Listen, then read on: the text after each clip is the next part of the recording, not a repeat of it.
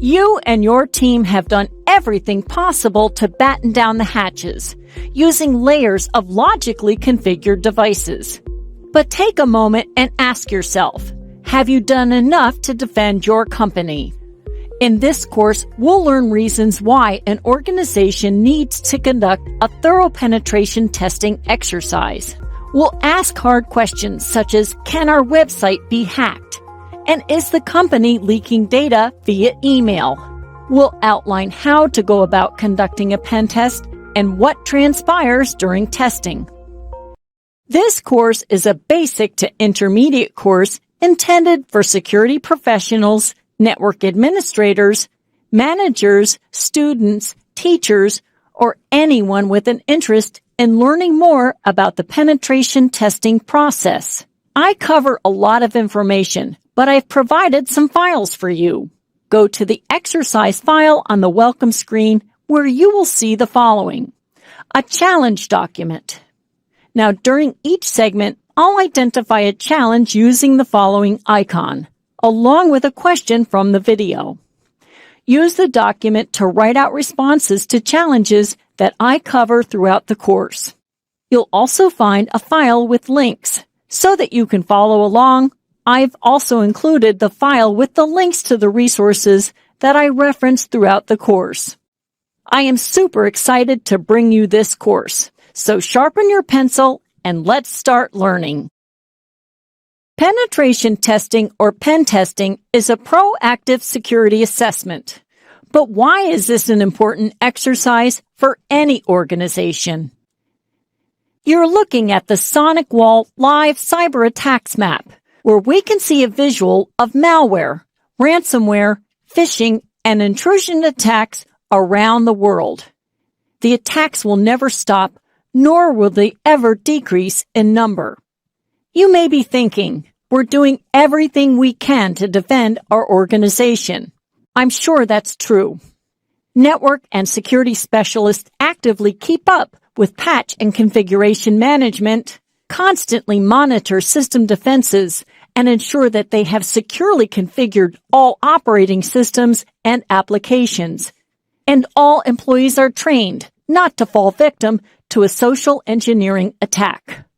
However, no matter how diligent any of us are, an attacker may be able to breach the network defenses and compromise our systems. If you oversee protecting digital assets, the only way you'll know how your system will perform under attack is by testing your defenses. Let's talk about how this works. Pen testing or ethical hacking is a proactive security assessment that tests internal and external systems by simulating attacks. During testing, ethical hackers examine the ways a breach can occur. Many times, they use the same tools and techniques of a malicious actor. Security assessments can include testing network devices, email, web interfaces, wireless networks, applications, and databases.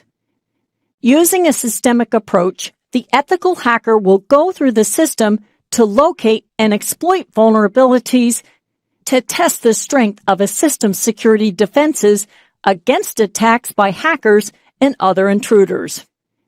Additionally, today's organizations face strong regulatory oversight that force us to secure our system.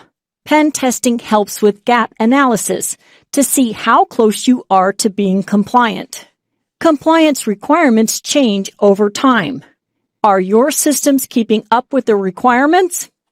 Although pen testing may be required in some cases, many companies voluntarily test their systems. Regardless, a complete assessment will pay off in many ways. The obvious benefit is discovering your weaknesses and answering questions, such as, do we have any unnecessary services running? Are social engineering techniques effective? And are all anti-malware signatures up to date? The pen test is a simulated attack in that the systems will face the same scrutiny that would be evident during a real attack. There are a couple of main differences. The ethical hacker has written permission and knows when to stop and notify someone when they find a major vulnerability. Once an assessment of the overall posture is complete, the analyst will identify deficiencies and recommend changes, with the goal of improving overall security. Now let's test your knowledge. Describe the goal of a pen testing exercise. You can record your answer on the challenge worksheet. Auditing is ensuring something is as it should be. For example, if the bowling club checkbook is to have a $94 balance, auditing ensures that when I check the balance, it is indeed $94. In an organization, a security audit is a comprehensive assessment of the safety of a company's information assets. Auditing generally follows a structured plan or set of criteria, such as PCI DSS compliance. Auditing a network can be a complex undertaking. Today's networks have many attack surfaces or areas of exposure. Attack surfaces can include software, hardware, network, and the users.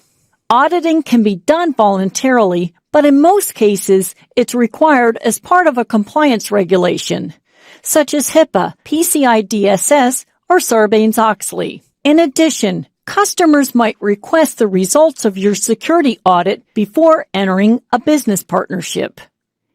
A general auditing plan involves investigating and then testing vulnerabilities. Each company or auditor has a set of guidelines as to what they want to audit and can include all aspects of the organization. A software assessment might include evaluating the system software, such as the directory, logging used, and the authentication protocols used for network services, such as DNS security.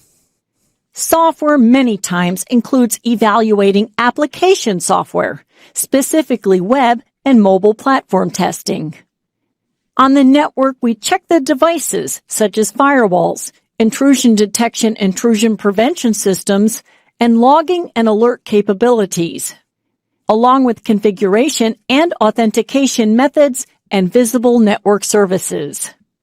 We also check the users. Using social engineering techniques, we see if we can gain access into the building. The ethical hacker will attempt tailgating or piggybacking and phishing attacks using email, instant messaging, and social media to get employees to click on a link to release malware or download a rootkit. Auditing is not a spot check. It's a complete evaluation of the security posture of an organization. When complete, an audit will help identify any gaps in security controls. In today's organizations, everyone is responsible for the security of an organization. Instead of waiting to be compelled to have an audit, or worse yet, finding you have weaknesses by being a victim of a hack, an organization should proactively go through an annual audit. Now let's test your knowledge. Explain how an audit can help identify any gaps in security controls.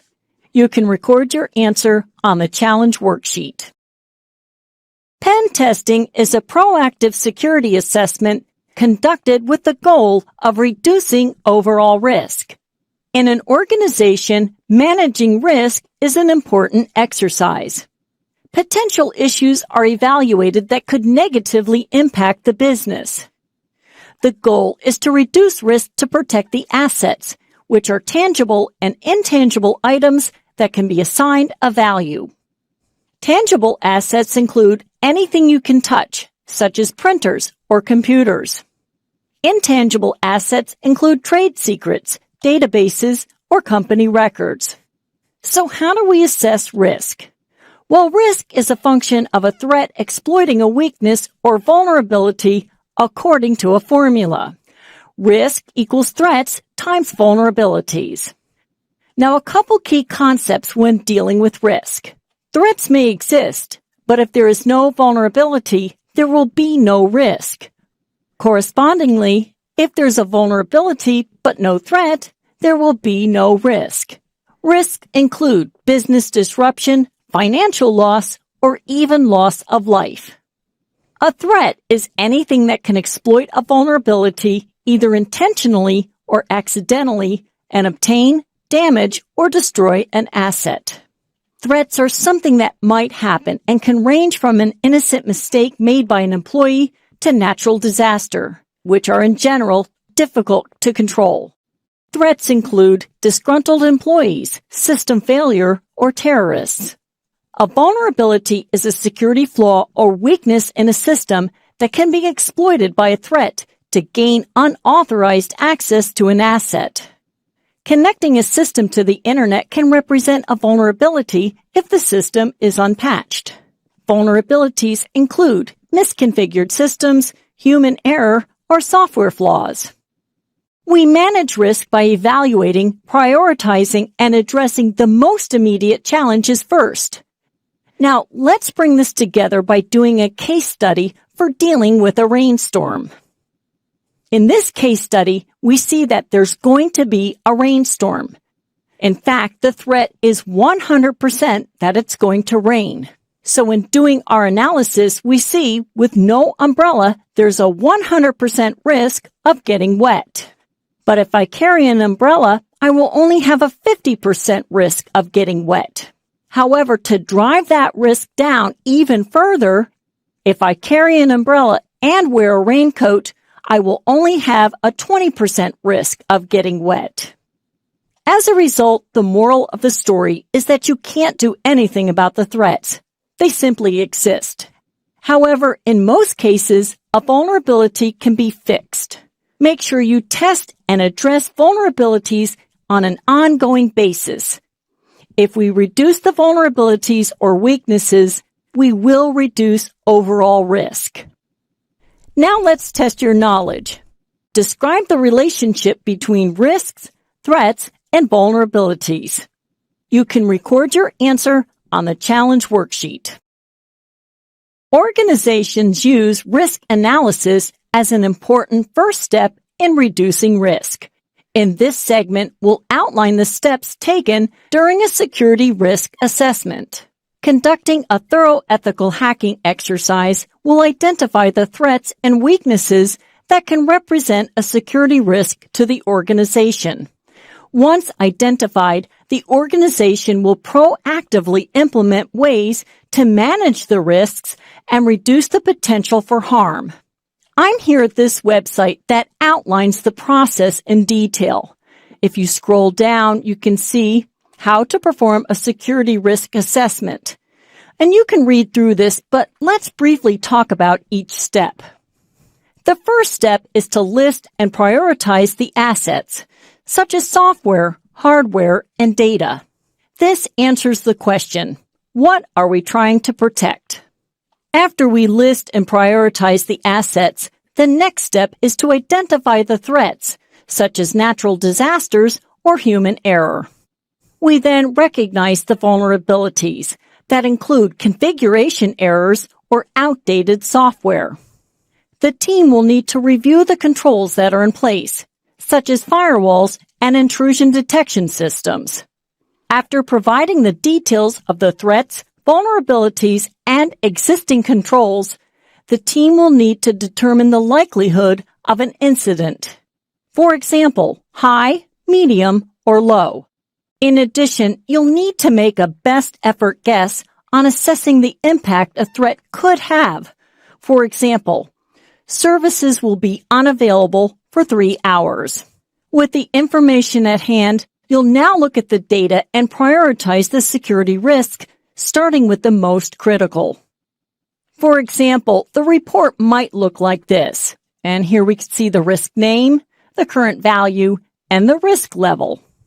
The team will then need to recommend controls that will reduce the risk, and then finally, you'll want to document the results in some form. And here's an example of a fully documented risk assessment. Here we see all the variables and control recommendations. Now, if you would like to get a feel for what it would be like to complete a risk assessment, you can go to this website. Now here, this is a security risk assessment tool, and this is designed for someone working in the medical profession in the U.S., and it deals with HIPAA regulations. But I downloaded it and I opened it up, And here we can see how we go through the assessment. For example, I entered some practice information. I put in servers, and we talk about the status and how it's protected.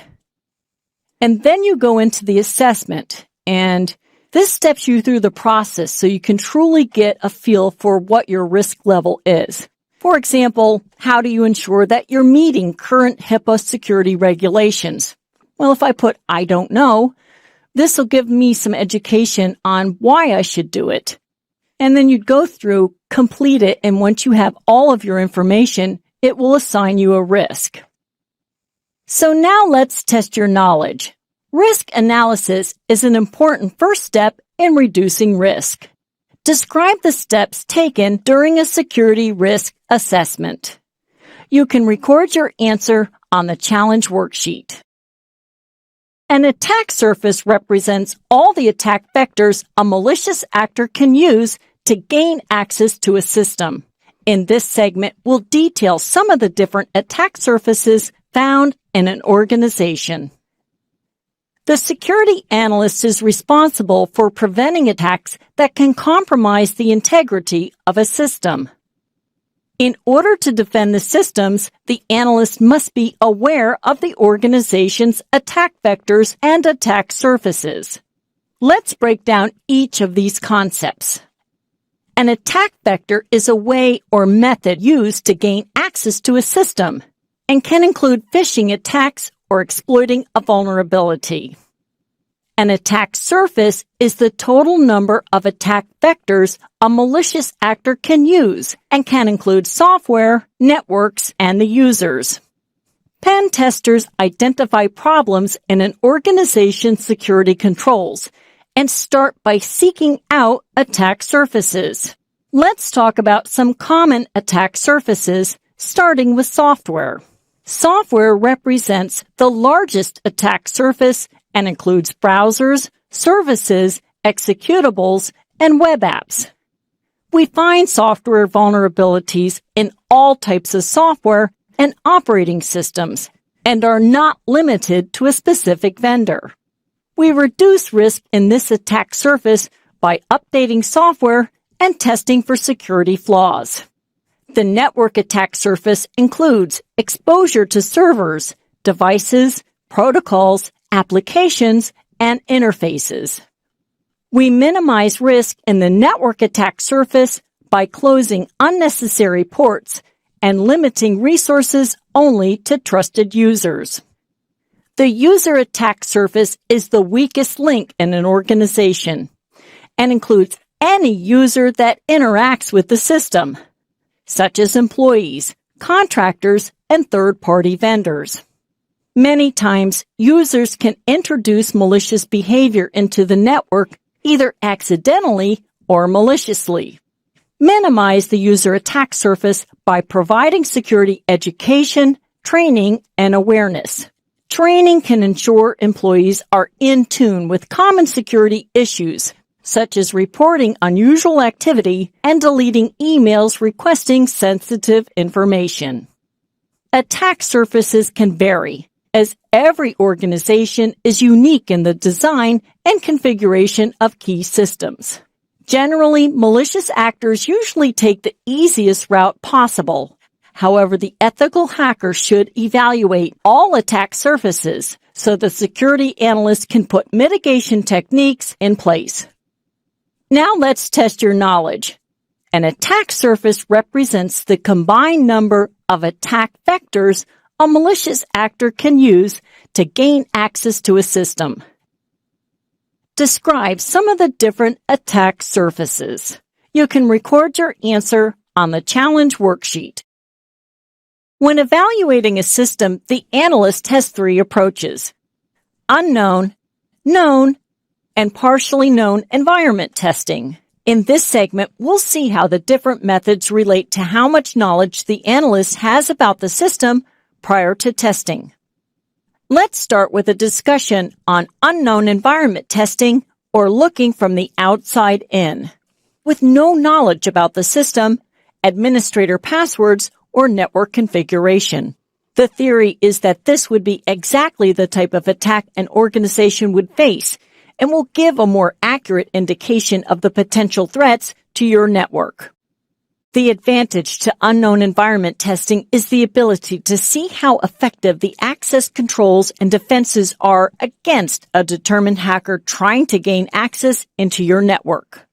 The results can also be a selling point to upper management that more strict controls are necessary, which can translate into additional budget for security. The disadvantage is that the ethical hacker doesn't have the knowledge of the internal design of the system and won't be able to assess all the vulnerabilities.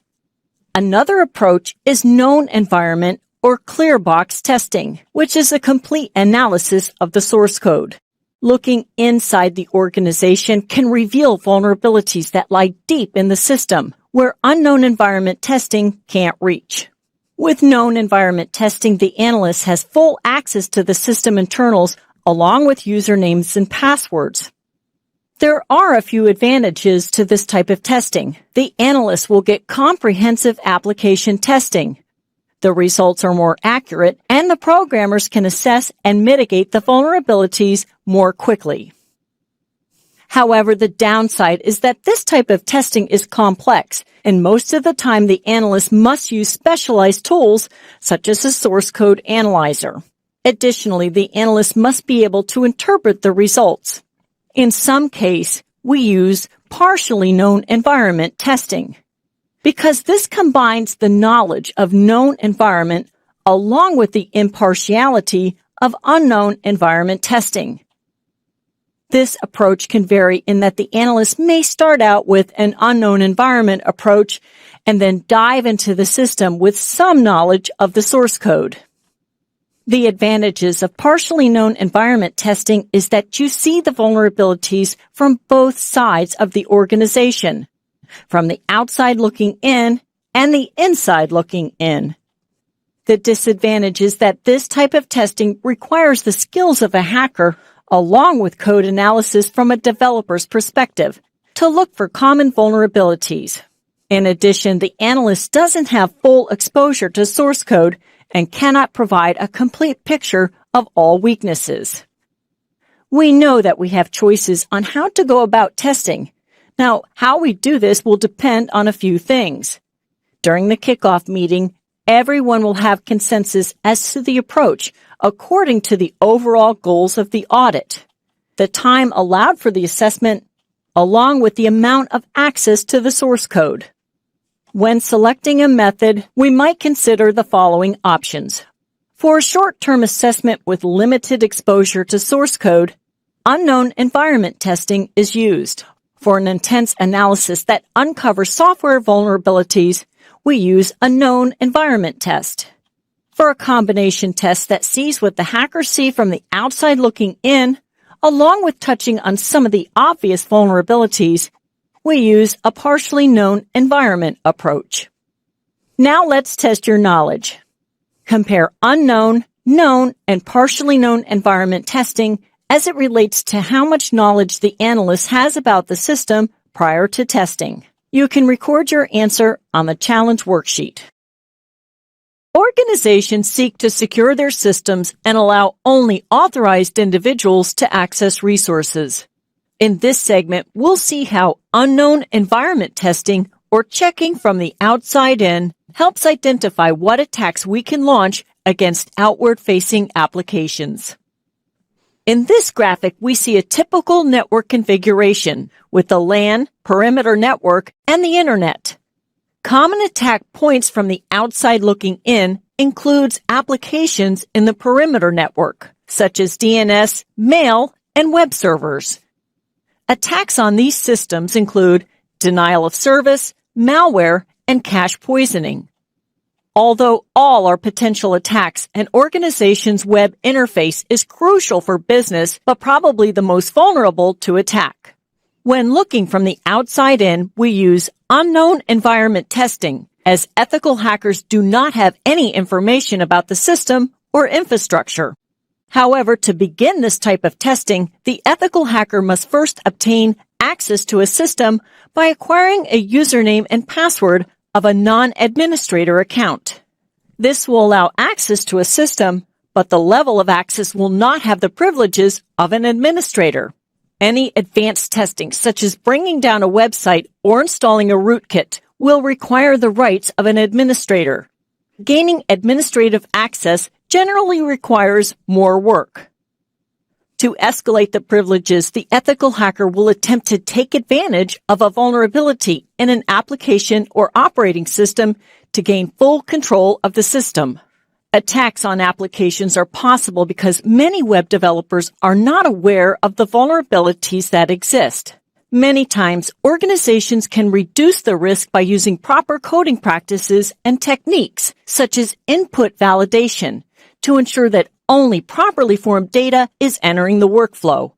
For example, in this visual, we see input validation that will check for a valid email address. When a user enters information on a form, input validation will check if the data is properly formatted. If not, the user will see a prompt, and the system will not allow the improperly formatted data to enter the system. Conducting this type of assessment will test the security of the applications against an actual attack by a malicious actor. Every network is different, and every attack is different. If possible, the ethical hacker should drill deeper and check to see if there are insecure actions between subsystems that lead to security holes and attacks, along with unencrypted transmissions of sensitive information. Now, this type of testing is faster. However, there is a downside. Because the ethical hacker is simulating attacks on the application from the outside looking in, this type of testing generates limited conclusions about the system. However, it will at least provide a starting point for the developers. Now let's test your knowledge. Organizations seek to secure their systems and allow only authorized individuals to access resources. Explain the benefit of using an unknown environment approach during the pen test. You can record your answer on the challenge worksheet. Pen testing monitors for threats in an organization. When testing, the team has choices, and that they can use unknown environment testing, which sees what a hacker on the outside can see, or they can use known environment testing, which takes a good look inside the internal structure and design of an organization's software. A known environment test looks inside the organization and is a first step in identifying internal threats. With this type of testing, there isn't a need to try to attack the system. It starts with the ethical hacker armed with full knowledge of the inner workings of the system, along with key credentials. When testing, the team can use a couple of different approaches. One approach is to have the same view as a malicious insider. By providing the team with the same access as an internal user, they can attempt to access resources that should not be accessible to them to see if a malicious insider attack is possible. Another approach is to check the source code. With this approach, the ethical hacker will review the source code for anomalies, coding errors, vulnerabilities, and insecure design. The team will then present the programmer with recommendations to mitigate the vulnerabilities. For example, during testing, the team might discover malicious functionality in the code in the form of an advanced persistent threat. This is dangerous, as an advanced persistent threat can stay hidden in your system for weeks, months, or even years. One example is a remote access Trojan, or RAT, that burrows into a system, sets up covert communication channels, and is activated by the hackers to release malware, covertly steal information, or modify the integrity of the system. In addition, the team might even run into a non-malicious anomaly in the form of an Easter egg. This type of anomaly occurs when the developers embed code within their code for purposes other than the original design. Easter eggs can be fun. Let's check out a few. For this Easter egg, I've opened Word and I typed equals rand 510 and then I'll press enter, which will generate random text. For this Easter egg, we'll open up Firefox and type About Robots, where you can learn all about robots. And for our last Easter egg, we'll open up a search, and in Google, we'll type Do a Barrel Roll. And this makes the page rotate through a complete 360 degrees. Known environment testing can uncover numerous threats. However, it's only effective when conducted by skilled, trusted analysts with strong programming skills and an understanding of secure coding practices. Now let's test your knowledge. Explain how using known environment testing can help identify internal threats. You can record your answer on the challenge worksheet. Part of an ethical hacking exercise is to scan and evaluate an organization's systems for security weaknesses and malicious activity. The team has choices in how to test a system. That includes using either automated or manual testing along with announced or unannounced testing. Let's first compare automated versus manual testing. Automated tools are robust. They're fast and can quickly scan a wide variety of devices and check for common vulnerabilities. The tools can run unattended, and the analyst can schedule the scan to run at a predefined time. In addition, most vendors provide automatic updates on a regular basis. Automated tools have an easy-to-use interface where even an inexperienced analyst can run the tests. Most automatic tools also have a reporting feature where you can customize the final report based on your requirements. The one downside is that automated tools can return a high percentage of false positives. Automated tools are a good starting point in the pen test. However, in most cases, the analyst will follow the results by completing some manual tests.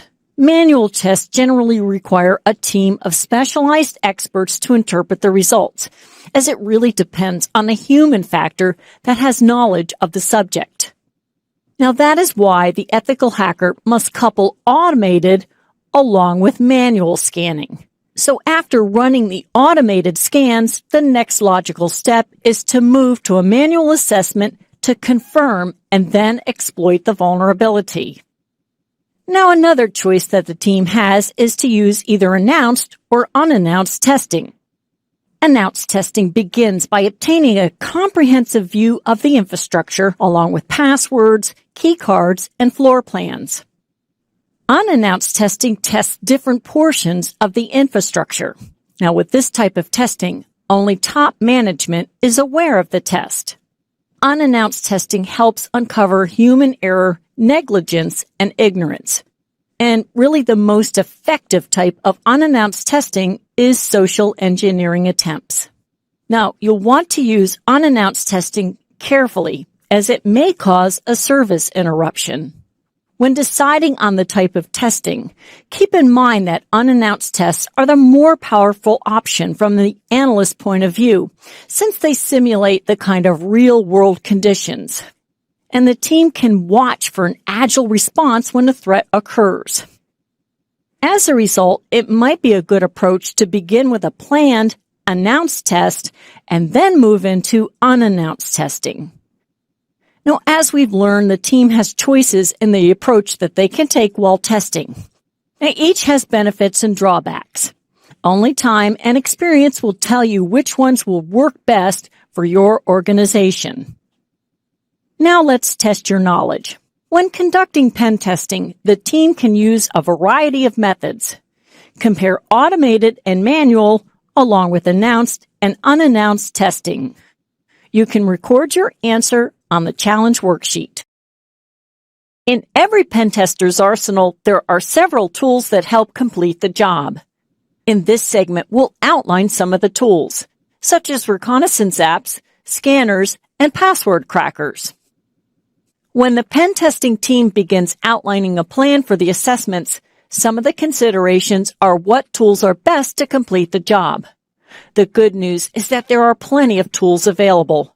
Some are paid using an annual subscription, however, many are freely available. Now, I'm at this website where you can learn more, and it talks about penetration testing, and it will answer some of the questions you might have.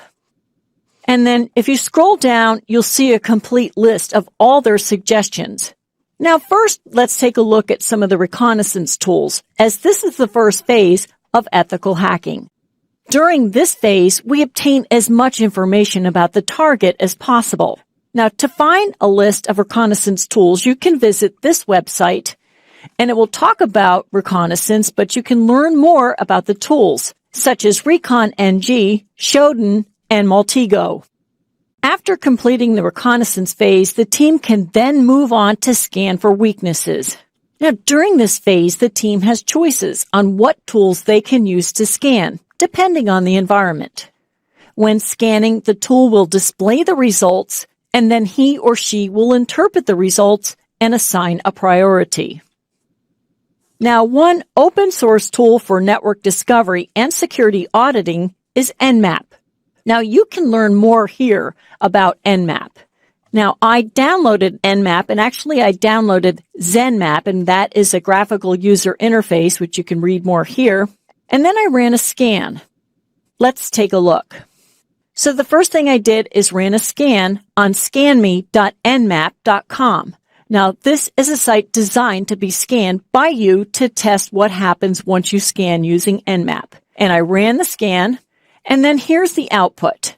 And it talks about things such as what ports are available. This gives a topology or fisheye approach and details on the host. Now, once back on the website nmap.org, you can learn more about Nmap and ZenMap. And here are some illustrations. This is the fisheye drawing that helps you to visualize how the network is laid out. So in addition to scanners, the ethical hacker has a variety of password cracking tools. And here at this site, we see a list of the 10 most popular tools. And if you scroll down, it talks about what is password cracking. And then a little farther down, you can see the list. Now, one powerful suite of tools is bundled in what is called Kali Linux. Now, Kali Linux is an all-inclusive ethical hacking tool. And for you that would like to try out Kali Linux and see what it can do for you, you can find a pre-made virtual machine for either VMware or VirtualBox here. And this is called osboxes.org. And I'm going to scroll down. And here you can see the tools that are for VMware or VirtualBox. I'm going to scroll up here. You will need the credentials for the images right here. And that will allow you to get into the system. Let's take a look. Now, once you log in, you'll see the interface. And what I wanted to just show you were the tools that were available. And here you can see all of what's built into Kali Linux. Information gathering, web application analysis, password attacks, wireless attacks, and much, much more. So now let's test your knowledge. In every pen tester's arsenal, there are tools that help complete the job. Discuss how reconnaissance tools, scanners, and password crackers are used during pen testing. You can record your answer on the challenge worksheet.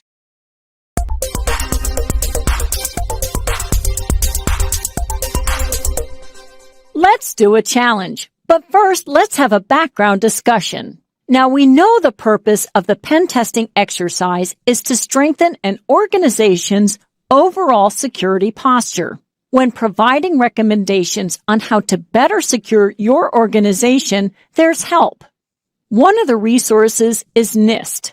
The NIST Special Publications 800 series are developed to address and support the security and privacy needs of U.S. federal government information and information systems. They're freely available and can provide a ton of valuable information.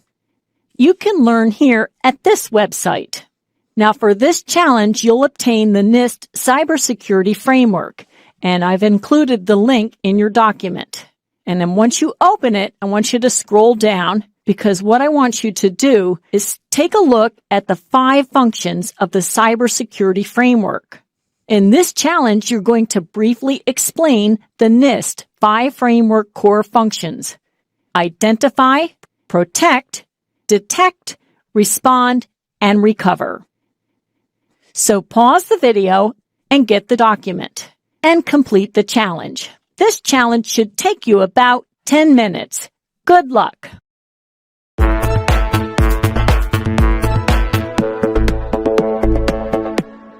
Okay, let's check our work.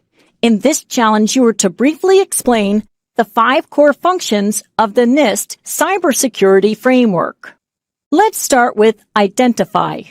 In this phase, you'll identify the physical and software assets within the organization. You'll define the business environment, such as the objectives, mission, stakeholders, and the organization's role in the supply chain. You'll outline the governance program, as well as identify legal requirements regarding the security capabilities of the organization. And here you'll complete a risk assessment to recognize the vulnerabilities and threats to the organization. Now, in the protect phase, we use methods to protect the assets. You'll implement identity management and access control. You'll provide security education, training, and awareness to your employees. You'll ensure confidentiality, integrity, and availability of the data by employing processes, procedures, devices, and proactive maintenance activities that protect the data. Now, detect is where we ensure anomalies and events are constantly monitored and detected. You'll implement and maintain continuous threat monitoring that is always running in the background. The respond phase includes actions to take when there is a security incident. Here you'll manage communications during and after an event. You'll ensure effective response and support recovery activities. And you'll resolve the incident and prevent an expansion of an event that can lead to a disaster. Move into the recovery phase after an incident or disaster by implementing recovery planning, processes, and procedures. During this phase, you'll coordinate communications during the recovery activities, and of course, you'll want to make improvements based on lessons learned. If you'd like to share this with your team, go to this site and scroll down to the bottom, where you will find the PowerPoint for the cybersecurity framework. I hope you enjoyed this challenge. Pen testing gives the organization a view of the network from a malicious actor's perspective. The assessment will check all attack vectors for ways to get into the network and find security holes before anyone else does. When conducting a pen testing exercise, it's best to follow a structured plan. In general, the audit progresses as follows: reconnaissance, scanning, gain and maintain access, exit and cover tracks, and report. So let's talk about each phase, starting with the reconnaissance phase. Now, the reconnaissance phase is about obtaining as much information about the target as possible. And then during this time, we'll ask the questions that will help us navigate the audit, such as when and how should we attack, and what do we want once we get in. Next, the team will perform scanning, which dives deeper into the system to look for valuable data and services using ping and TCP scans along with operating system footprinting. The results will provide a map of the network, including the make and model of the devices, determine any listening services, learn what the operating systems are in use, and discover evidence of data being transmitted in the clear. After scanning the network and obtaining a blueprint, gaining access is next. Now, with the knowledge of the vulnerabilities, the team will launch exploits, such as web server attacks using a buffer overflow, or cross-site scripting attacks. Now, once in, the key is to maintain access and continually escalate the privileges to the administrator level. Additionally, we could do other exploits or possibly install a rootkit so that the ethical hacker can access the target at any time. After achieving and maintaining access, it's time to exit the system. But before leaving, the final phase is to clean up any evidence covering any tracks or trace of any activity on that machine. Once the test is complete, the ethical hacker will summarize the results in a report that contains a brief executive summary stating an overall health assessment, key findings, and recommendations. The team will then present the report to senior management and the IT department for review. Now let's test your knowledge. When conducting a pen testing exercise, it's best to follow a structured plan. Outline the logical sequence of a pen test. You can record your answer on the challenge worksheet. When planning the pen test, it's not just the IT department making the decision to move forward. It's the entire organization. All stakeholders are involved, including managers, the CEO, key department heads, and IT. The planning and approach to the pen test is determined in a kickoff meeting with all stakeholders, and this establishes the goals of the security assessment. Keep in mind that a company undergoes a pen test in order to assess the strength of a company's security defenses against attacks. This is a serious undertaking, and some participants may feel uneasy, confused, or even threatened by the exercise. Because of this, you'll want to choose a team based on your organization's needs. Involving managers early in the process will help ensure a successful outcome. I have the outline for the proposed penetration testing, so let's get into the details as to what we would like to achieve. I have a question. You listed a phishing test for our employees in HR and customer service. We did phishing training last year and it went really well. Why are we doing this again? You're right, Jamie. We did the phishing training and test last summer. The first test, we had 87% of employees fall for the phishing email. And by the third test, we had dropped that number to 17%. And after another round of training, we felt confident that most employees understood how to spot a phishing email. But a year has gone by, and we need to test if employees will fall for this type of phishing attack. And more importantly, we need to see how far into the system we can get with the information obtained from the phishing attack. It's important to take the necessary steps before beginning a pen testing exercise. The team should be well-trained and knowledgeable, as they often work alongside managers, administrators, and technical professionals. Before beginning the test, the team will need some documentation to navigate and analyze the systems, which can vary with the scope and nature of the audit. Along with policies, other documentation includes procedures, such as disaster recovery, data backup, and incident response. In addition, the team will need networking details, such as the topology, operating systems, applications, and security devices. Now let's test your knowledge. When planning a security audit, it's important to outline what's involved when planning the pen test, such as establishing goals, along with obtaining policies and network documentation. You can record your answer on the challenge worksheet. Before beginning the pen test, the team will need to conduct a footprinting exercise, which is all about obtaining as much information about the target as possible. Footprinting is the first phase of the pen test, and this is where we search for viable targets, such as remote access capabilities, open ports and services, and what security defenses are in place. The fact is, information is found everywhere, either on the public side or by evaluating logical resources. On the public side, we want to find out information about the target that we can find on resources that include websites, directories, email addresses, job sites, and social media. On the logical side, we use network mapping to give us an accurate picture of our target. We'll evaluate the network architecture and search for firewalls or any other security devices that would be in place that can block us from finding out information. In addition, we'll identify operating systems and applications, along with anything else we can use to help us put together a better picture of our target. The information we gather will help determine how to launch an attack. Now keep in mind, information gathering is both passive and active. In addition, footprinting uses low-tech methods such as Google hacking, along with tools and utilities such as Multigo and Nmap. It's very important to document your findings. This will help create a complete picture of our target so you can plan the best method of attack.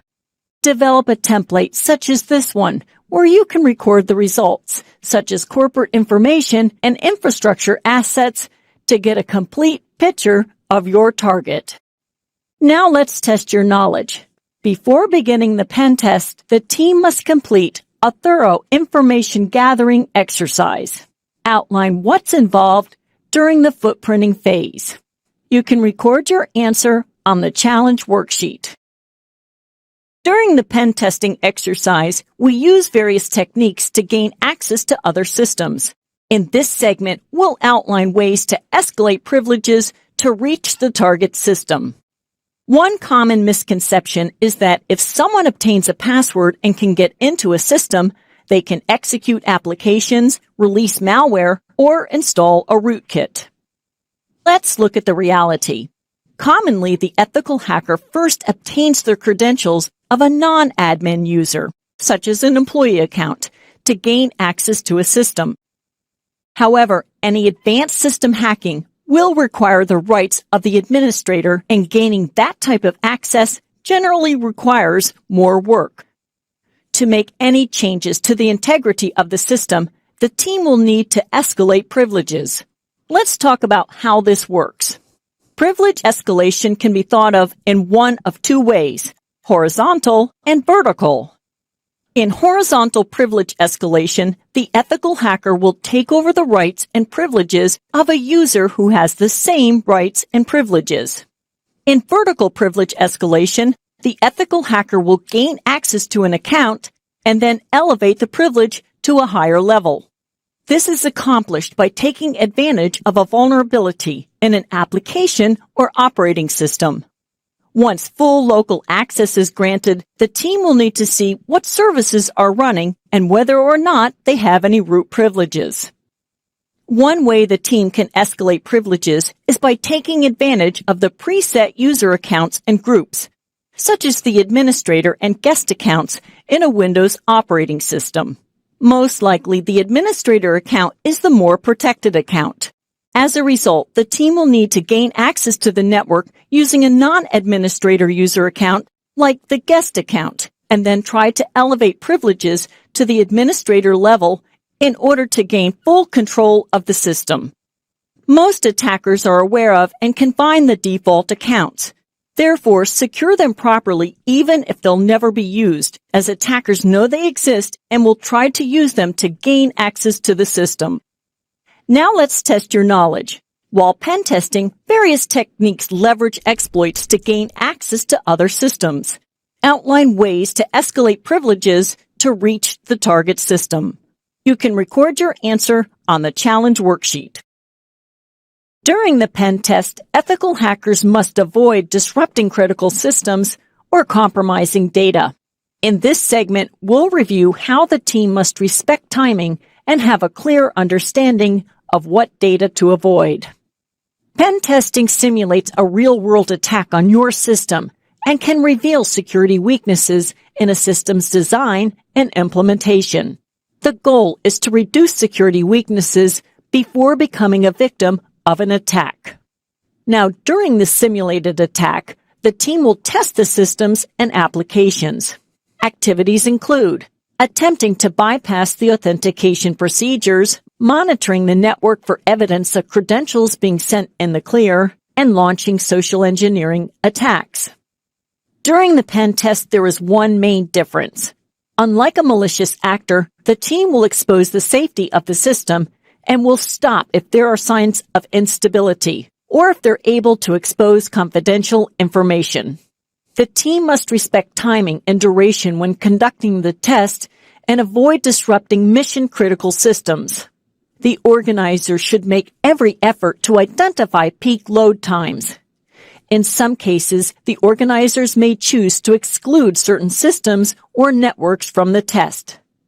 Make sure that the pen testers handle information appropriately. Conducting this type of audit requires a high degree of discretion and professionalism. Anyone involved with the pen test should sign a written agreement to act within those requirements and agree to protect the company from any violations of the law during testing. The team must have a clear understanding of what data to avoid. as specific laws may apply to the business unit or application the ethical hackers will test. Several laws are designed to ensure the security and confidentiality of client information. Laws include Gramm-Leach-Bliley Act, Driver's Privacy Protection Act, and the HIPAA Privacy Rule. Therefore, during the planning meeting, the organizers should inform everyone about any restrictions, and they should monitor activity to ensure compliance. Now let's test your knowledge.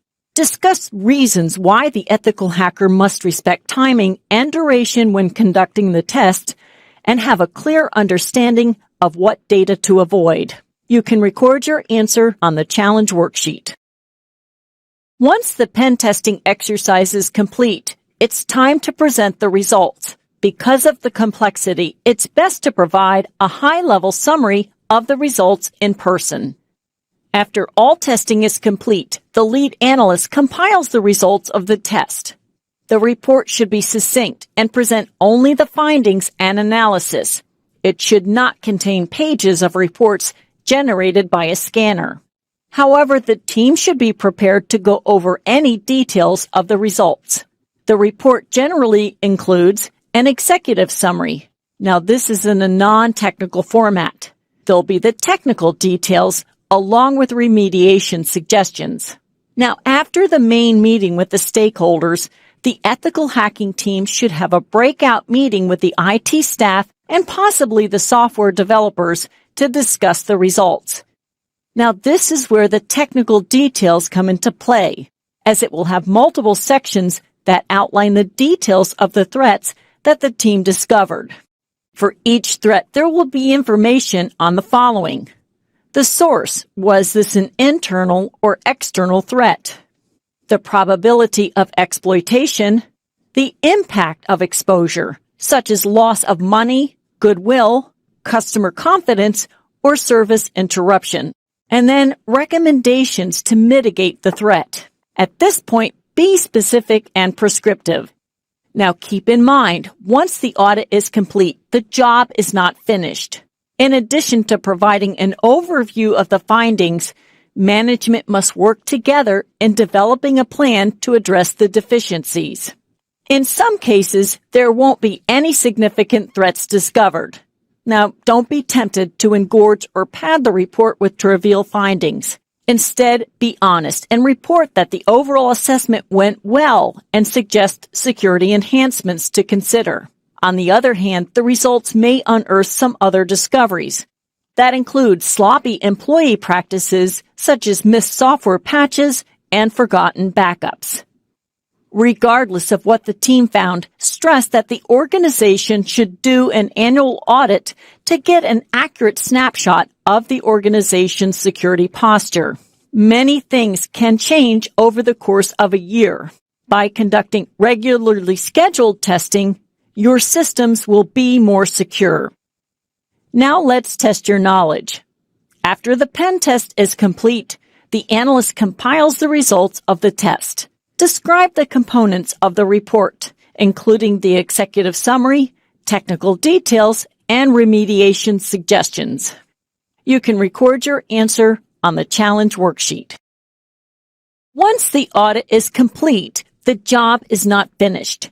After reviewing the technical details of the pen test, the team will outline suggestions to address the deficiencies. Management will then work together in developing a plan to remediate the issues. Remediation generally moves through a process. We first repair, and that's taking steps to secure the vulnerabilities. We then retest and run the scan again to make sure the fix has resolved the issue. And then we document that the issue has been fixed and is no longer a threat. Now, while it's always good practice to test and remediate any issues, in some cases it might be part of a compliance regulation such as PCI DSS. And I'm here at this site where it shows the importance of maintaining compliance along with a checklist. So if you go in and you're going to scroll down to see best practices for maintaining PCI DSS compliance, and then down below there's an Appendix D. And why I like this is it provides a matrix for you that you would fill in as far as what the requirement is, the title, who's in charge of this, the due date, some comments, so that you can document what efforts you've taken to resolve any deficiencies. Now, in addition, we've talked about scans, but I wanted to show you some examples of a scanning engine online. Now, here's one which you can go to Pen Test Tools, and here's one, example.com. And once you scan it, it provides some information scanning and summary information. Another one is OpenVAS. Now, here you can try this for free. And I scanned scanme.nmap.org. And this is a site designed to be scanned by you for testing. Now, once it ran the scan, it provides a dashboard view of what it's found as far as threats. And you can take a look at those. And those are the ones you might decide if you wanted to mitigate at that time. And then over on this dashboard, which is great because if you do subscribe to this type of testing, it will keep track of risks over time. And you can see, if your site is doing well or you need to adjust some of your testing. So once you repair any issue, then you will retest. And while it's not always possible to deal with all of the issues, you'll want to address critical issues as soon as possible and then document the results. Remediating any deficiencies found during pen testing is a necessary step as it can help lessen the potential of a cyber attack. Now let's test your knowledge. Outline why remediating deficiencies found during the pen test is a necessary step. You can record your answer on the challenge worksheet. Physical access can be an entry point into your organization and the first step in a data breach. In this segment, we'll discover what methods should be in place to stop a would-be attacker from gaining access to your systems. With all the logical controls in place, testing for physical security might not be the first thing that comes to mind when conducting a pen testing exercise. However, checking the physical security of an organization should be part of an overall assessment. If I have physical access, I might be able to bypass the logical controls. For example, if you have a router that uses Wi-Fi Protected Setup, or WPS, this makes the process of connecting to a secure wireless network from a computer or other device easier. I'm at this website where it shows you how you can press the WPS button on your router to allow push and connect. And I'll scroll down where you can see some examples. That means anyone with physical access to the router could push the button and connect to the device even if they don't know the password. A physical security assessment involves on-site visits to evaluate the physical controls that ensure the security of a company's computing resources. The assessment begins by collecting information on the building. Let's talk about some of the physical controls that should be in place. You'll want to evaluate getting into the building. Now, what methods are in place to stop a would-be attacker from simply entering the building? Take a look and see how high off the ground are the windows. Could someone get in through the window? And look at the building at night to see if there's enough lighting. Walk around the building. Is someone able to gain access to the roof and then get in through somewhere on the roof? Fire escapes are very important in case of a fire. However, are the fire escapes too easy to access by someone trying to get into the building? When you're in the building, check that there are access controls in place for buildings and rooms, such as server rooms, that have locks or access cards or biometric devices, such as an iris scan or fingerprint reader. Is there a way to monitor who enters and exits those rooms, such as surveillance, sensors, and alarms? Are there any guards or at least a receptionist that can slow someone down from simply walking through the building? In addition to physical security controls, assess the employee behavior. Poor security practices by individuals can result in data leakage. Do employees leave their systems logged in while they're away from their desk, or leave laptops or cell phones unattended? Are removable media and storage devices in plain sight?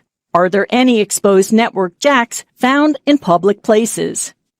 In addition to a physical assessment, you'll want to review documentation, such as incident response plans. Make sure the employees have a clear direction and what steps to take after discovering an obvious breach. Physical methods can be an entry point and the first step in a data breach. Take the time to assess the physical security of your organization. Now let's test your knowledge. Discuss methods that can stop a would-be attacker from gaining access to your systems. You can record your answer on the challenge worksheet. Wireless networks provide many benefits, however, can fall victim to an attack. In this segment, we'll cover how wireless pen testing identifies vulnerabilities specific to a wireless environment. Wireless networks provide many benefits. They allow users to roam freely. Network administrators can quickly add users and provide easy guest access. Because of the widespread use over the years, industry has made significant improvements in wireless LAN security. However, it is vulnerable to many threats. One reason is that Wi-Fi uses unbounded media. A cable doesn't tether the signal. Radio waves carry the signal and can pass through the air that surrounds us and through walls and windows. Anyone within range could potentially eavesdrop on the traffic flowing across your organization. As a result, every business should test their network for possible wireless attacks, as this can lead to a network attack. Wireless pen testing identifies security weaknesses that can lead to an attack. When testing the wireless infrastructure, you can use either a passive or active attack. Now, a passive attack is a precursor to an attack. For example, the team can eavesdrop by listening to beacons or attempt to capture unencrypted traffic with the goal of obtaining potentially sensitive information, such as a username and password sent in clear text. Now, an active attack occurs when the team actively tries to gain access to a system. One example of an active attack is a man-in-the-middle attack, where the attacker positions themselves in between the victim and another entity. The objective is to steal credentials and other information to provide access to networks and services. One way to launch a man-in-the-middle attack is to use a fake access point that a hacker has set up in a coffee shop or an airport as an open network, as a trap to get you to join by offering free internet access. And there are also denial-of-service attacks. Now, denial-of-service attacks block access to wireless services to legitimate users by either denying them access to resources or by crippling those resources. Now, one example is a deauthentication flood that targets the communication between a user and a wireless access point by flooding the station with forged deauthentication packets and disassociates or disconnects the users from the access point.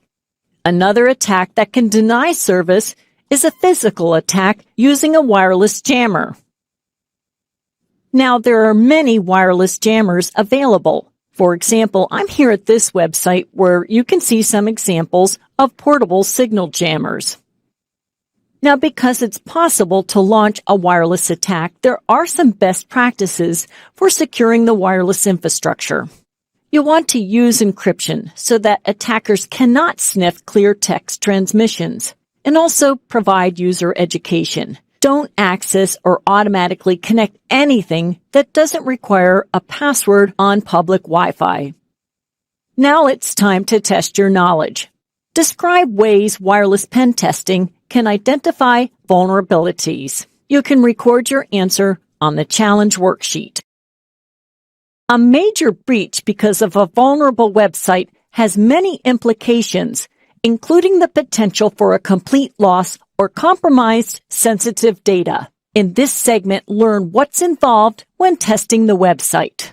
Organizations put security measures in place to prevent unauthorized individuals from gaining access to network resources, such as the corporate database, which holds data on the organization operations, and the strategic plan. During the kickoff meeting, ask the stakeholders to help you identify what data would cause the greatest impact if compromised. In other words, what breach would cause your company to be an opening segment of CNN because of a major data leak? And then once identified, focus efforts to test that data. Application testing should include input validation of form information along with common vulnerabilities such as cross-site scripting, SQL injection, and buffer overflow attacks. Now, the next step is to attempt to exploit the vulnerabilities to see how far the team can get into the network. The goal is to get to a command line prompt on a target computer, and then once in, the ethical hacker escalates privilege until he or she has full control in order to install backdoor access. Now, during the assessment, the team will test all applications to assure that no one can breach the databases in an organization, including web, network, and end-user applications that run on end-user devices and remote systems. Well, how can malicious actors gain access to your system and get in? Well, weak and stolen credentials is a low-hanging fruit and can account for many data breaches. A malicious actor can obtain a username and password in many ways, by keylogging, malware, or phishing attacks. But let's take a look at the top 10 web application security risks. And I'm here at OWASP, and this keeps track of all the common vulnerabilities. And every couple years, they're readjusted in what is the most prevalent. And here we can see that in 2021, the top one is broken access control. But there's others that you really want to take a look at. And those are the ones that malicious actors will target because of the fact they're commonly vulnerable. So everyone from the managers to the staff to the board of directors has responsibilities for the reputation of the company and should embrace the value of risk management. Data is the heart of an organization. Take steps to protect it. Now let's test your knowledge. A major breach using a vulnerable website has many implications, including the potential for a complete loss or compromised sensitive data. Discuss what's involved when testing the website. You can record your answer on the challenge worksheet. Data loss in a company occurs when users leak data, either maliciously or accidentally. Email can pose a threat, as malicious email can lead to a data breach. Voice over IP is also a concern as it represents data in motion, and a hacker can tap into the stream and listen to the conversation if not encrypted. As a result, the ethical hacker should test email and VoIP communications to ensure they do not provide a path for unintentional disclosure. So now let's talk about email. Hackers use all types of ploys to introduce malicious activity into an organization. One way is email and can include spam, spoofing, phishing, or farming, and is another way to leak confidential data, either as an attachment or in the message. So if we talk about some of the email threats, there are several. Spam is dangerous, as an email can contain a link that sends the recipient to a bogus website. If the victim clicks on a link anywhere on the page, they might get a drive-by download of a virus. A hacker can spoof the sending address and use social engineering to trick the victim into sending information via email. By far, phishing is today's leading threat, as over 90% of all phishing emails contain ransomware. So now let's talk about some best practices for email. You'll want to use caution when opening emails. Check before you click, and if you're not sure, simply delete. Use an antivirus and keep those virus definitions updated using real-time protection. And report any suspicious emails to the network administrator. Now, voice over IP soft phones are an essential part of many unified communication systems. However, they're vulnerable to numerous security threats. Phishing is using the phone to get the user into surrendering sensitive information. ID spoofing is also a threat, and this is when a cybercriminal makes calls but presents a different caller ID to the receiver, and this can also affect regular traditional telephone calls. Because Voice over IP uses software, the threat of malware is real.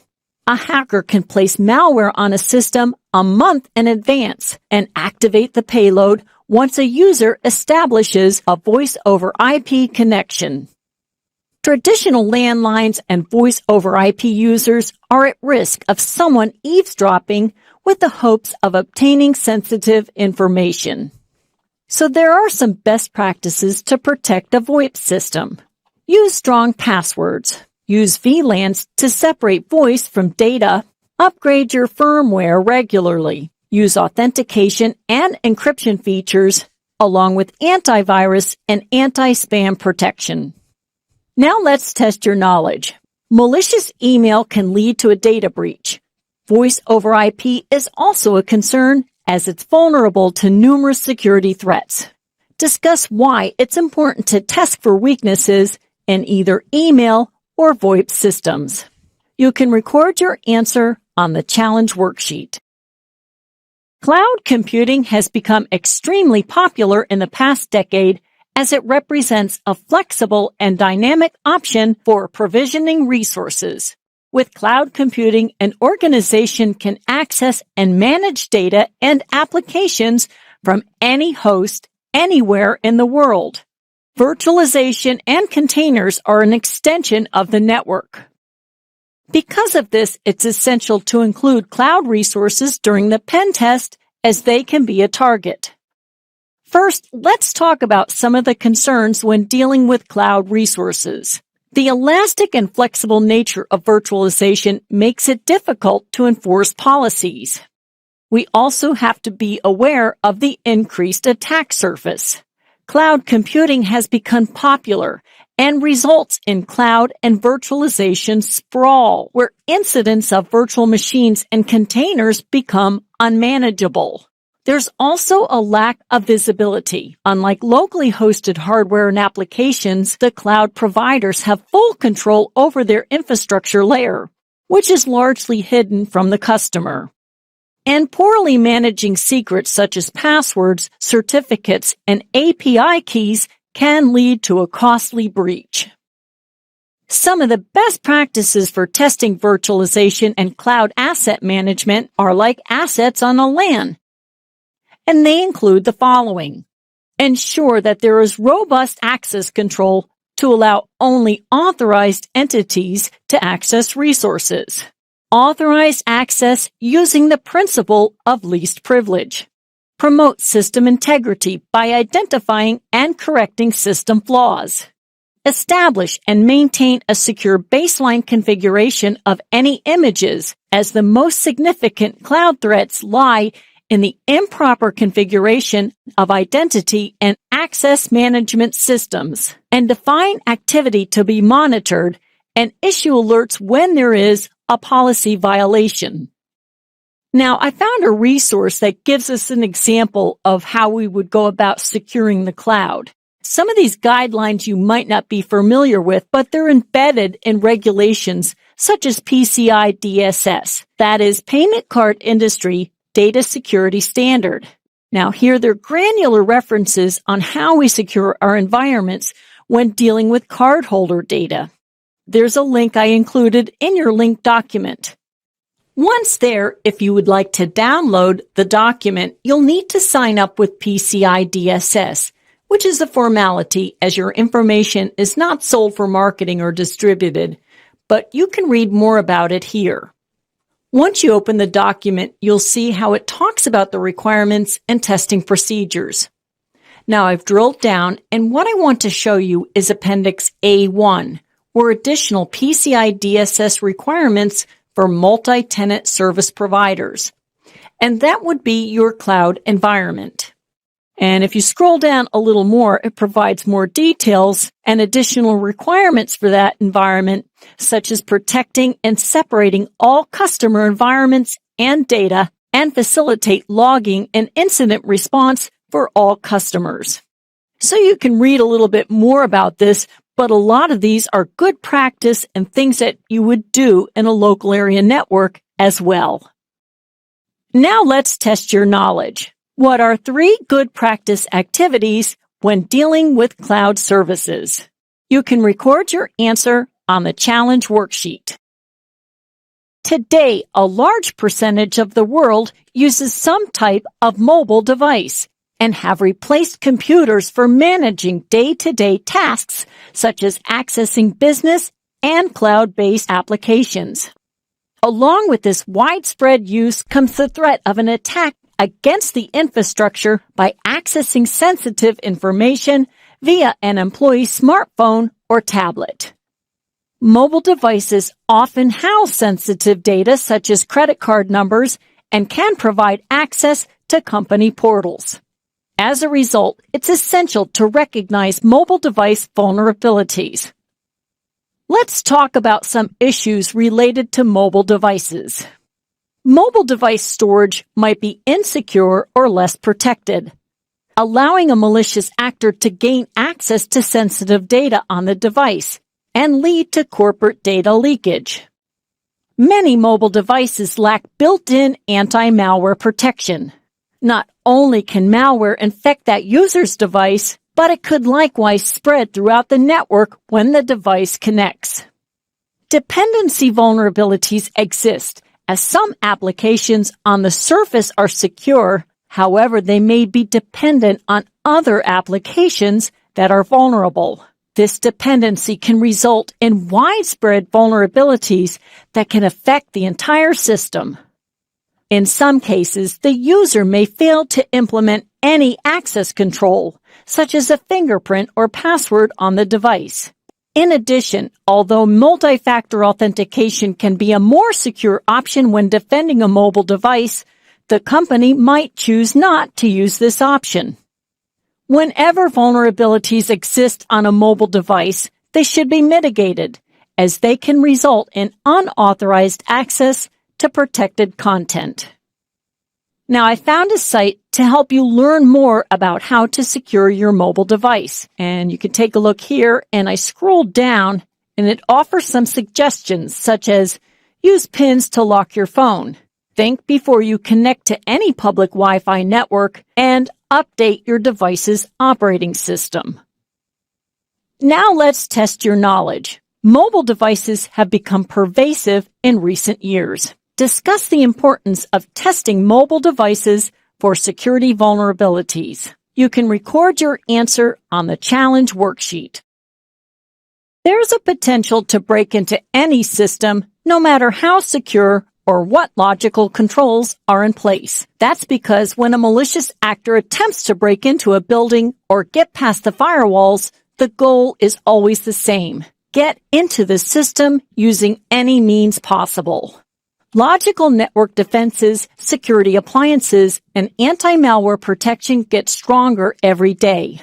Over time, industry has strengthened our defenses, and as a result, malicious actors take advantage of a softer target, the people in an organization, including employees, contractors, and customers, by using a social engineering attack.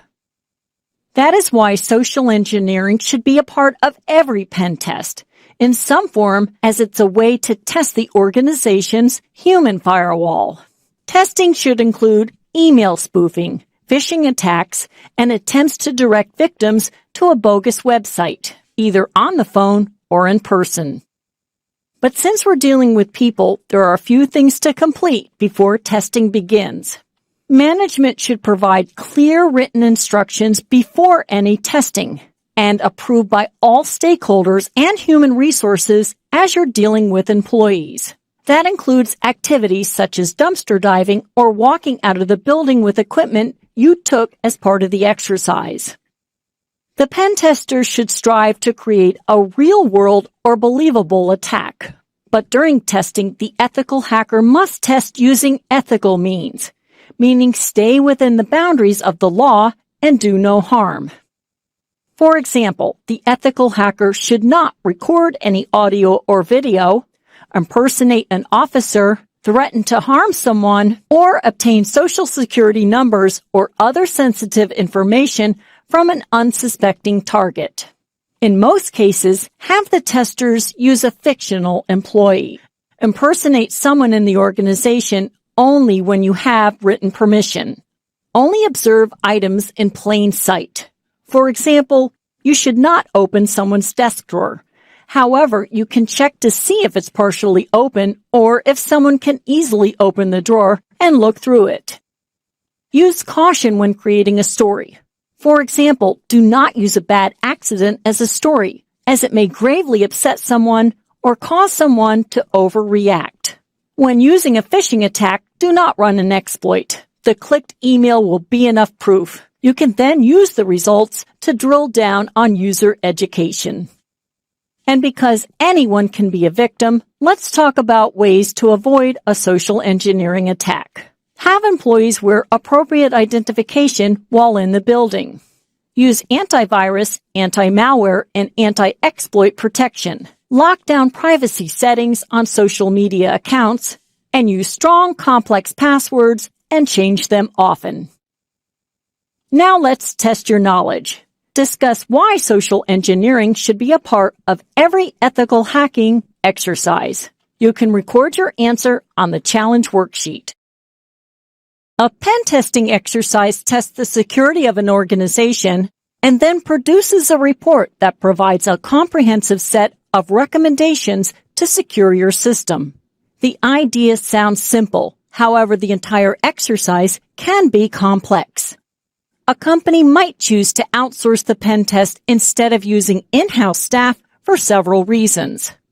One reason is that they might not feel comfortable with the rigors of a full-blown pen test and possibly face weeks of downtime from the IT department as they're completing the tests. In some cases, when there is no regulation requiring the company to do the pen test, it might generate some controversy, as everyone may not agree or understand or support the costs that are involved.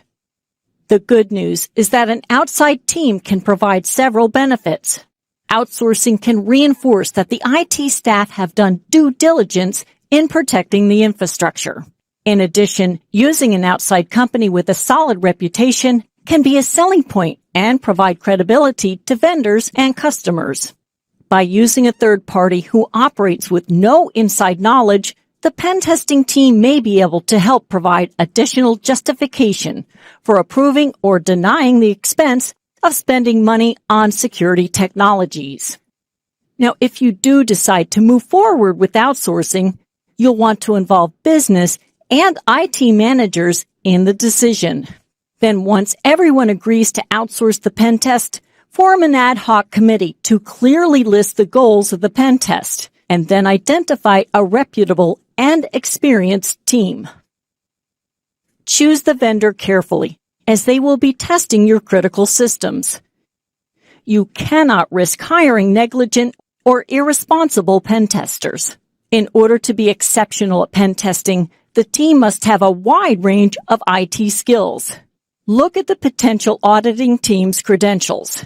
Check that the team has actual pen testing experience and not simply vulnerability testing. Drill down and ask questions.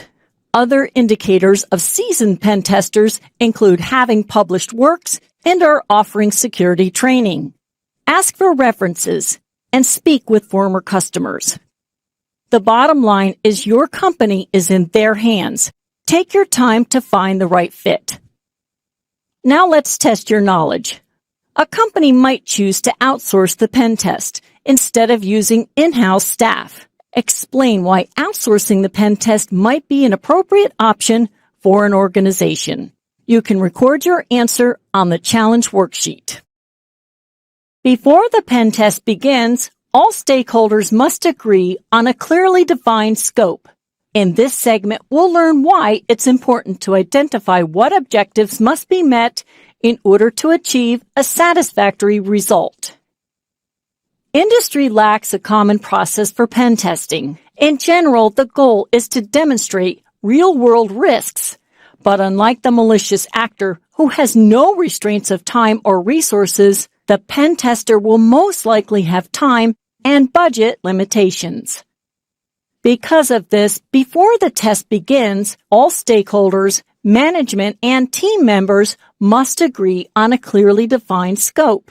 The scope will identify the goal of the project and the objectives the ethical hackers must meet in order to achieve a satisfactory result. To define the project scope, the management teams share their vision on the project objectives. The objectives represent what the pen test will achieve that is in line with the business goals. The objectives are measurable and list the benchmarks that measure the project's success. Indicators include time, budget, and quality. The process will then establish a timeline and set measurable objectives that indicate when the task is complete. Let's talk about defining objectives. A smartly written objective is specific, measurable, attainable, realistic, and timely. For example, the following is a smartly written objective. Gain access to the database and remain undetected for 18 hours. Now, once you define the objectives, you'll need to allocate the corresponding tasks and then give your team the direction they need to deliver the project on time and on budget. Now, due to complexity, the testers may have to adjust time constraints on specific parts of the project. Otherwise, the exercise should move forward. Now, keep in mind that the pen test is a snapshot of the network at a point in time. Because of time constraints to achieve a goal, management should identify and prioritize testing on the most important areas. It's essential to outline specifically what ethical hackers should include when testing, so the analyst doesn't have to guess what is more valuable or important to the organization, and that includes any classified or protected data.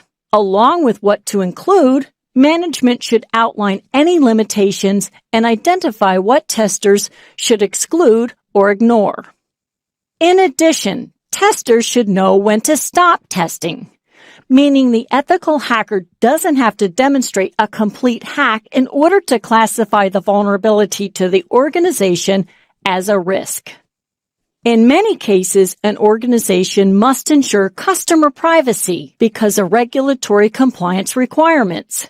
That means the company must prevent any personal information, such as Social Security and credit card information, addresses, and more, from being exposed through data leakage, either intentionally or from a breach. If exposed, the company may face heavy fines. Now, once all stakeholders determine the scope and objectives of the testing, the project manager will share the information with the team. This will ensure that everyone has a focus and sense of purpose when performing the ethical hacking exercise. Now let's test your knowledge. Before the pen test begins, all stakeholders must agree on a clearly defined scope. Explain why it's important to outline the scope and identify what objectives must be met in order to achieve a satisfactory result. You can record your answer on the challenge worksheet. Once everyone has decided on outsourcing the pen test, the next step is to select and hire the consultants. In this segment, we'll see why it's important to check team credentials, spell out all requirements, and agree on the terms before testing begins. Now, during this process, you'll meet with a range of firms. Vendors will commonly supply a detailed proposal outlining what they will accomplish in line with the company needs. A proposal will commonly include elements such as the company details, schedules, pricing, and additional references. When the management team reviews the proposal, make sure the vendor has provided details about what methods they will use and how they plan to proceed with the audit. Your team will want reassurance that the tester is not simply running a third-party scanner without any analysis. Most pen testers will freely discuss their methods. If the vendor is hesitant to disclose methods because they claim they use a proprietary tool, they should at least be able to discuss how they plan to use it and the potential impact it may have. You'll want to check the team credentials. Make sure the vendors have professional liability along with errors and omissions insurance. See if they're bonded, which covers any losses, damages, or disclosure of sensitive or proprietary information during testing. You'll want to talk with them and make sure that they're willing to work with your ISP and communicate with them about the large number of external scans they might do during testing. And this also applies to any cloud resources. For example, here I'm at this website where we see specifications on what pen testing can be performed in Amazon Web Services. And I scroll down a little further, and here it outlines exactly what they can do, and the team will need to adhere to these restrictions. Spell out all requirements and agree on the terms before testing begins, and make sure that they'll be flexible, as in some circumstances, the testers may have to alter pre-planned assessments. Make sure the team is responsive to questions and clarifications. Provide additional details in the contract. For example, the pen testers must agree to work with in-house staff members designed as a monitor, or testing activities can be stopped at any time. Both sides should agree on a payment that allows for some flexibility within limits. Now, sometimes testing concludes more quickly and less expensively if testers are aware of specific information, such as subnets, operating systems, and VLANs. In addition, even though testing will simulate the approach of a malicious actor attacking your system in order to assess the security of your organization, they should take certain precautionary efforts. Now, understanding the type of testing may cause system damage. You may have to sign a waiver. Significant system damage is rare. However, the pen testers will most likely want to avoid any liability. Potential pen testers must agree to conform to your policy on handling proprietary and sensitive information. Explicitly state that the testers will protect the information they discover during testing and not disclose to any other parties. At the end of the test, the team will provide a comprehensive report in a timely manner, detailing their findings and recommendations. Because of the sensitive nature of the report, it should either be hand-delivered or sent using encrypted email.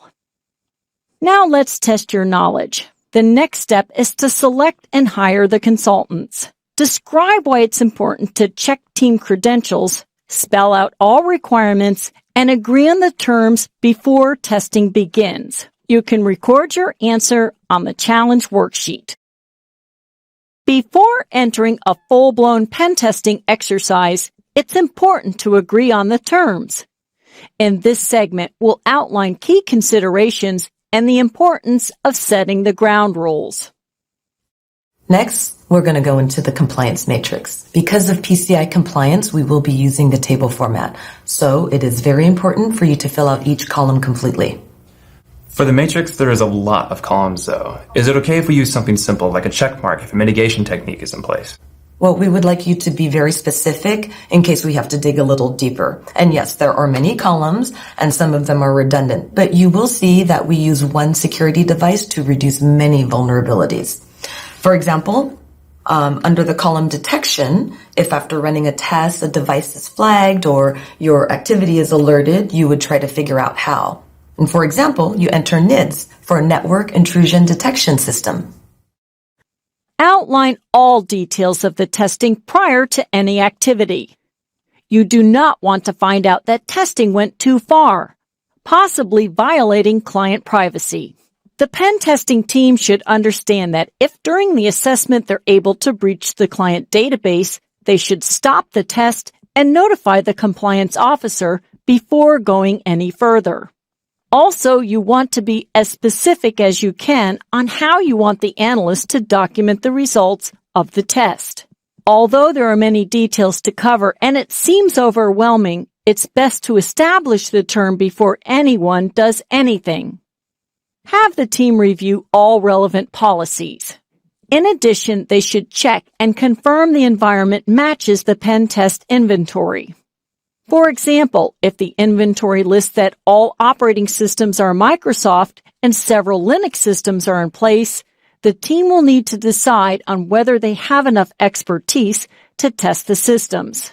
Managers must outline the restrictions of the testing, such as time of day and testing methods to limit the impact on mission-critical systems. And many agree that it's hard to defend against social engineering and denial of service attacks. Because of this, the team might conduct that type of testing on a limited basis. Now let's test your knowledge. Describe the importance of outlining the terms before entering a full-blown pen testing exercise. You can record your answer on the challenge worksheet. Prior to the pen test, the team will need written permission to attack. In this segment, we'll review some of the contracts you may encounter. First, let's talk about a common document called a non-disclosure agreement.